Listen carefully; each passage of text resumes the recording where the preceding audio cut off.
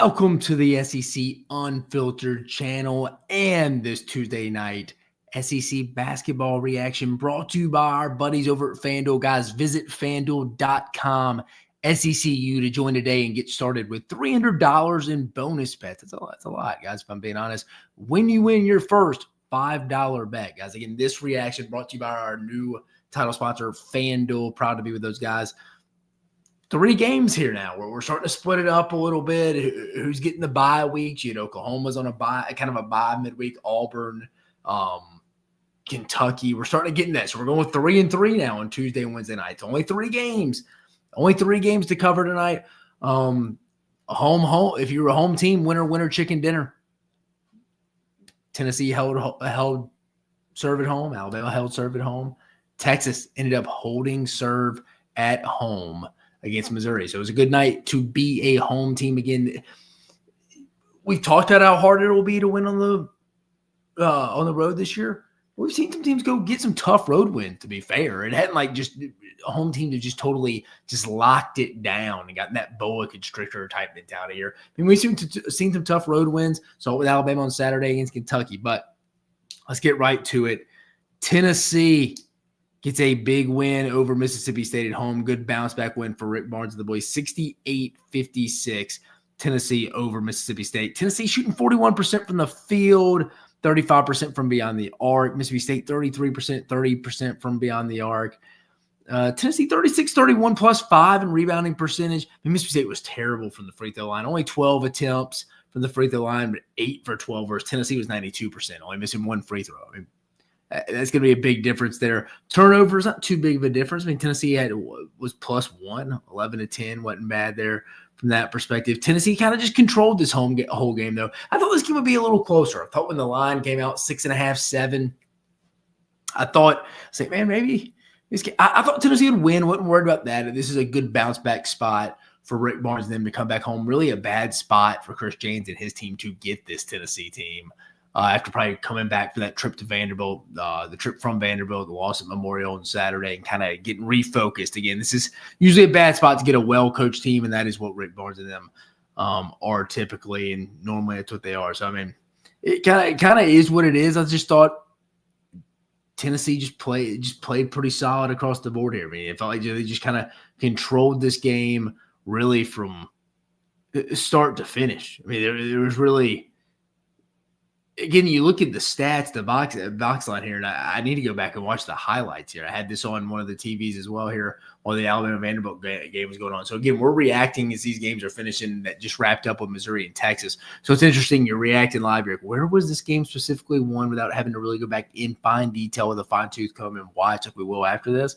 But, I mean, the fast break points off turnovers, I mean, you don't really – nothing too outlandish. I just think it was this – I mean, Tennessee at home is just good. They're just a different beast, man. They're just a different beast. This team is on another level from a defensive standpoint. Again, because I think in college basketball, we have a problem right now where the officials kind of let the home team just kind of determine the style of play. And that's why I'm saying Tennessee, Auburn are going to be tough to beat at home just because of their style of play. And obviously, again, good basketball teams, good road environments. But I think Tennessee is that stereotypical team, not only in the SEC, but in the country when it comes to, hey, if it's played at the Tommy Bowl, if it's played at the Food Center Arena now, hey, the OGs know it is the Thompson Bowling Arena. But I don't know. It's one of those weird. It just played to the style there. It's tough to get going at all. Across the board here for Mississippi State, 2 starters in double figures. Josh Hubbard, 14, going for 14, 5 for 16 from the field, 4 from 12 from beyond the arc. 10 points for RJ Melendez. Outside of that, not much else for anybody else. Riley Kugel, 12 points off the bench. And I keep saying he's kind of the X factor to kind of hit the ceiling, I feel like, of this team in year 3 for Chris James. As we get in I think this is a tournament team. I think we're all, if you're not saying they're a lock, they got to be almost close for you. Come on, if you're being a little objective, what do you say? I think Mississippi State's a lock in the tournament, I think, folks. But I think Riley Kugel, from a big picture standpoint, is the X factor for this team. Just not a great night shooting. 33% from the field, 30% from beyond the arc. It's only 66% from the free throw line. Nowhere did you shoot well tonight. It looked like Chris James' first-year team in Starkville. For Tennessee, like I mentioned, 41% from the field, 35% from beyond the arc. 23 from Chaz Lanier. He started getting it going again. That's what he's paid to do. Shoot the basket, shoot the basketball, score points. Is our guy Rick Barnes says 8 for 17 from the field, 5 for 12 from beyond the arc. Jemai Meshack, again, one of the best defenders in the sport, 10 points off that perspective. Felix Apara, 9. Zakai Ziegler, 9. Really just Chaz Lanier. I mean, then Jordan Gainey, 10 off the bench there. It's just kind of Tennessee's night tonight. Just shot a lot better. They were much better defensive overall offensively. And both teams, I mean, I'm saying that with this wasn't a great offensive game, guys. It really was 68-56 in today's modern college basketball. Tennessee was just a little bit better offensively. That was just the difference. I think they were at home. Styles make fights. Like I mentioned, Tennessee at home is going to be tough, really, for anyone. Big week for Tennessee, though. Big week for Tennessee. They got a big one on Saturday. They head to Auburn. Auburn has that midweek bye, so they're kind of getting off their legs right now, getting refreshed. Do we see Janai Broom? Obviously, that'll have a big impact on the game. College Game Day will be there, their first road trip for the ESPN College Basketball Show. That's going to be at Neville Arena in Auburn this week. It should be a fun environment. Big opportunity for Rick Barnes. It feels like they need it. I think if they lose, they're going to be out of the SEC regular season race. And I say that not because it's a Tennessee thing, because I just don't think Auburn's going to go amount a bunch of losses, guys. I just don't. I don't. You only play them once. You don't want to lose the tiebreakers. This would almost just put them 4 games behind Auburn, essentially. Must have. The Mississippi State, you get a rematch with South Carolina, who you beat by about 35 in the SEC opener at home, but you take the trip to Colonial Life Arena. We'll see. You can't have a letdown. Because we've seen South Carolina has played, 2 of their last 3 games at Auburn and at Vanderbilt down to the end and could have won both. Again, that's how tough this league is, especially when you take it on the road. Mississippi State needs to go get focused, not get kind of that –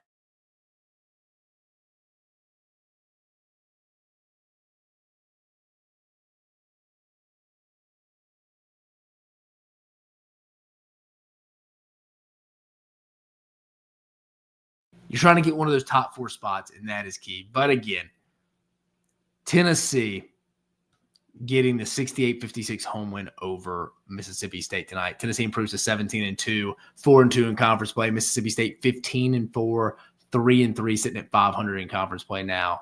Next, Alabama, the Crimson Tide. This is one Nate Oates said they practice went a little over for.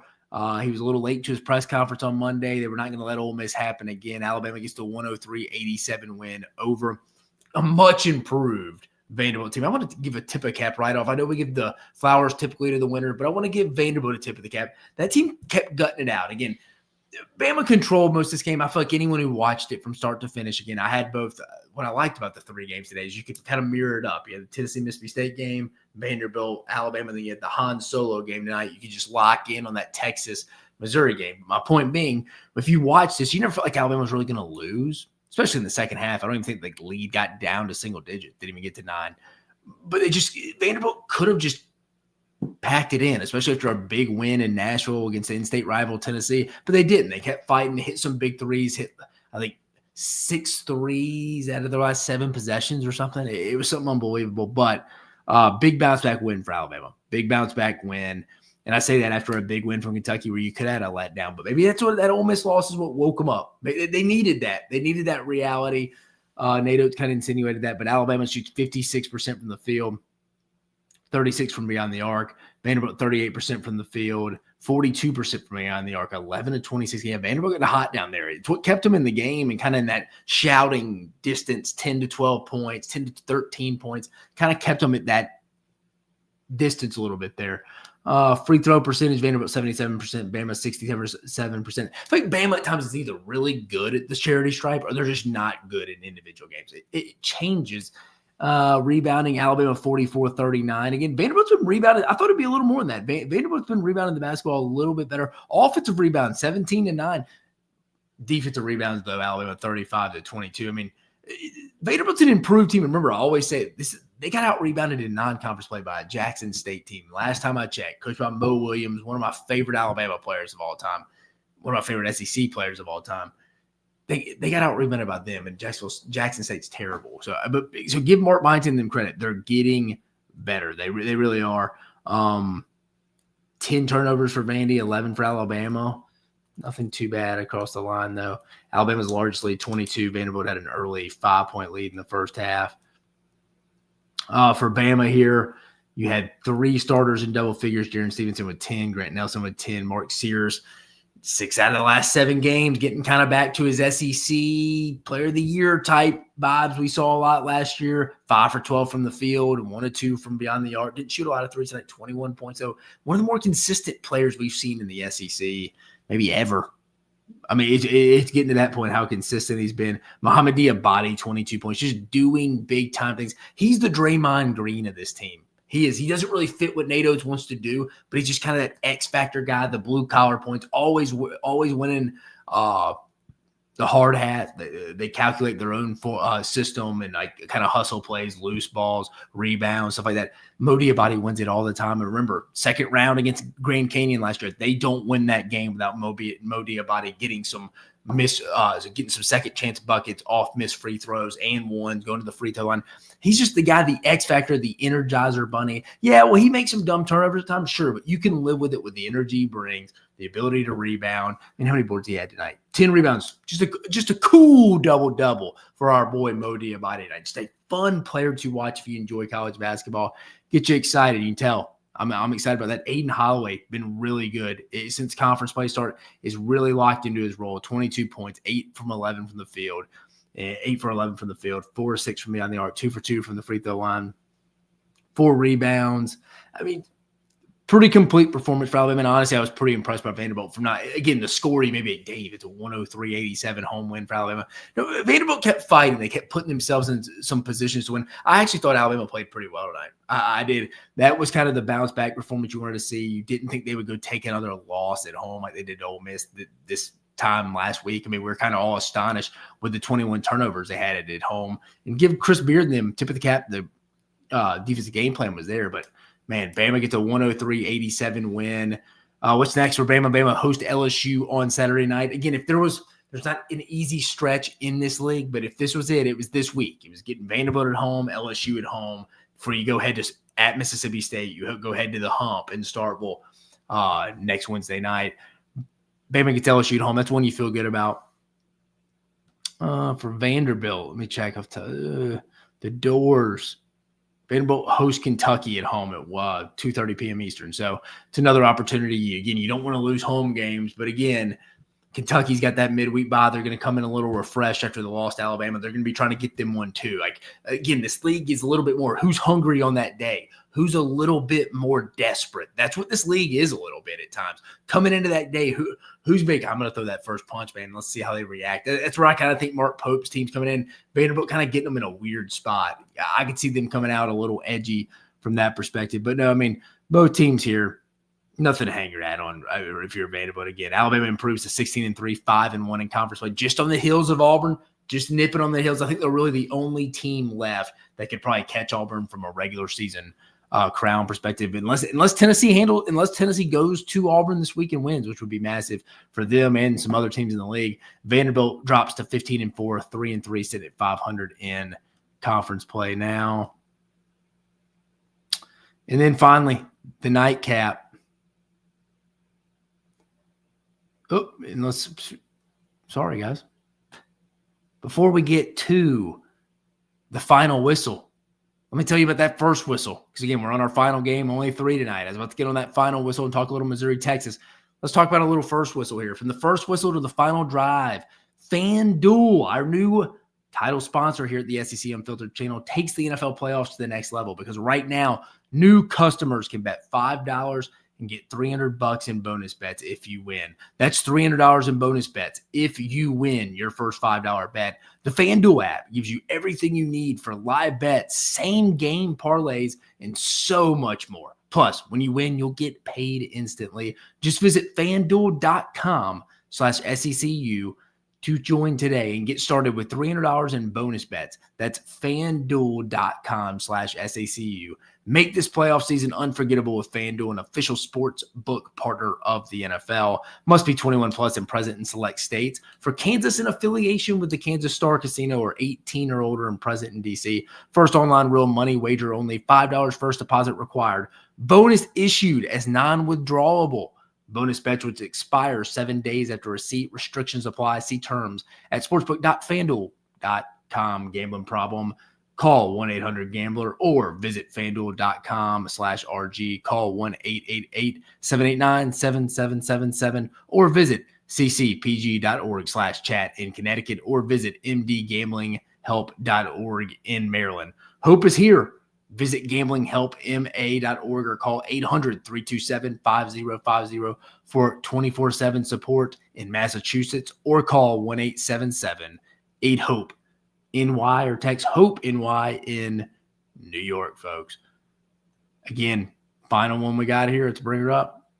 Texas getting the much needed 61-53 win over Missouri. It wasn't pretty for either team. And Missouri just crept into the top 25 after their big week.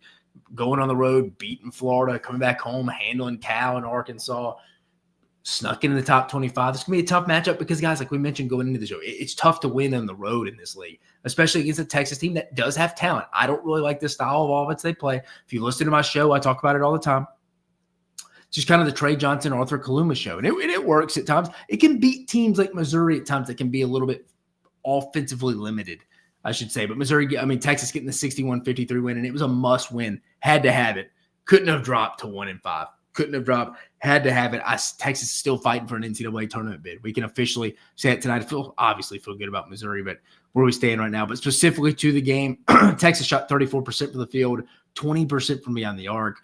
Missouri, 31% from the field, 18% from beyond the arc. I mean, this wasn't exactly just a picture perfect basketball here shooting from a perspective. I mean, very low scoring game, 32-25 at half. Missouri, I don't think got to over 20 points till about 3 to 4 minutes left in the half. It was pretty ugly right off the bat. I think 0-0 with about 16:30 left. Correct me in the comments, folks, that remember. It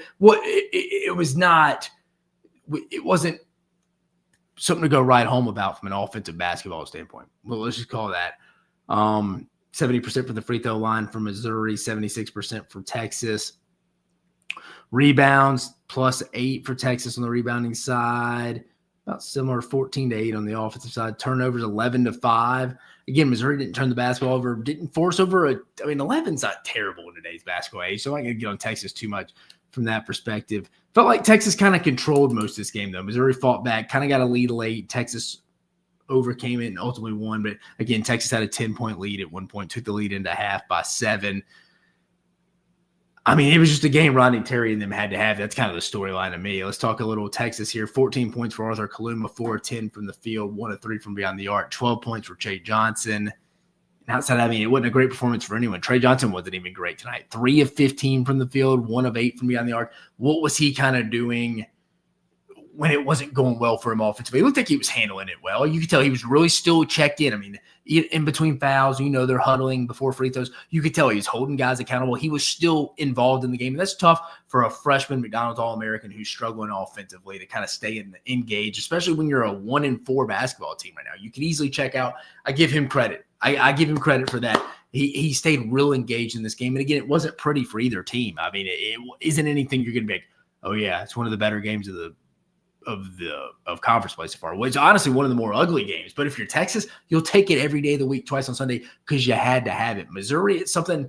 That's why I was a little worried about Missouri. They're warts a little bit from a rebounding perspective, from an overall offensive output. Again, I love what they do from a forced turnover defensive standpoint. Play within an edge. They're chippy. I mean, I shouldn't say chippy. They just kind of got an edge to them. They got an X factor. I love what Dennis Gates represents. I love his calm demeanor on the sideline. I like Missouri. I do. But I had them 8th, 9th this week in my power rankings, and people were giving me hell, and I get it. We're all fans of somebody. I mean, Missouri fans are going to defend their team. I get it. I respect it. I appreciate you listening to the content.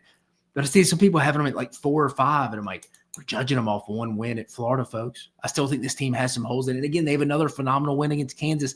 I just think going on the road, it's where you get teams. Texas was going to be desperate. I think they were the more hungry team. They came out. Granted, no one really came out kind of feasting because it was a very slow offensive start. Remember, I don't think anyone scored until about 16:30 left in the first half. But overall, though, I mean, nothing really to rave about from an offensive standpoint. I mean, Missouri only had one starter in double figures, but one of the more consistent players in the league as well. I mentioned Mark Sears, but Tamar Bates, 4 of 8 from the field. Didn't hit anything for me on the arc, but 10 points. Josh Gray had a bad had a bad foul there late. You could tell guys like Caleb Grill coming off the bench, they were kind of intense. You could tell this Missouri team wants it. I like the DNA. They're going to be fine. They're going to be an NCAA tournament team, folks. It's tough to go on the road. And again, if the more desperate team wins a lot, especially if they're at home. But what's coming up next for Texas on Saturday? Texas hosts Texas A&M. They already opened up conference play. Texas took the road loss, one of their 4 conference losses. This is a game you feel like they need because they go at LSU, at Ole Miss next. So, I mean, I feel like they need to, again, hold serve at home, keep holding serve. But it was a big win tonight, and it's another big one on Saturday. For Missouri, the Tigers will host Ole Miss on Saturday. It'll be a big one, especially if Ole Miss takes care of Texas A&M tomorrow, folks. That'll be a big one. I'm just telling you, that'll be a big one. It's a very under-the-radar weekend game right there if Ole Miss takes care of business. And even if they don't, it's a big game for Missouri and Ole Miss across the board there. But just overly going back over this game, I mean, it's kind of an ugly offensive game, but Texas improves to 13-6, 2-4 in league play. Missouri drops to 15-4, 4-2 in league play right now. But guys, great reaction across the board. Again, only 3 games. Last Tuesday night we had 5, and then Wednesday was 3. It's kind of what it's been the first 2 midweek sessions. Is 5 on Tuesday, 3 on Wednesday, and now they've kind of reverted it back a little bit because we have these middle of the week buys like we see with these 3 teams this week, guys. But guys, again, don't forget this reaction, this SEC basketball reaction is brought to you by our buddies, our title sponsor over at FanDuel. Visit FanDuel.com SECU to join today and get started with $300 in bonus bets when you win your first $5 bet. Guys, I went 2-0 today in my bets. I took Bama minus 11.5, and I took Texas money line. Bing, bing. Winner, chicken dinner.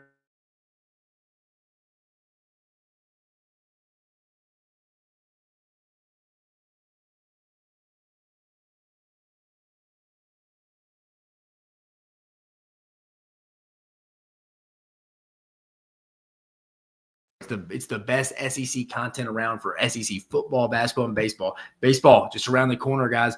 We're going to have Harrison Fant and Chris Phillips giving you the best college baseball content, especially for coming from the SEC around, guys. But again, hey, just another night in the SEC, man. It was hard to win tonight if you're a road team, but I will see you guys all tomorrow night. But for Dave Shumate, you have a great Wednesday.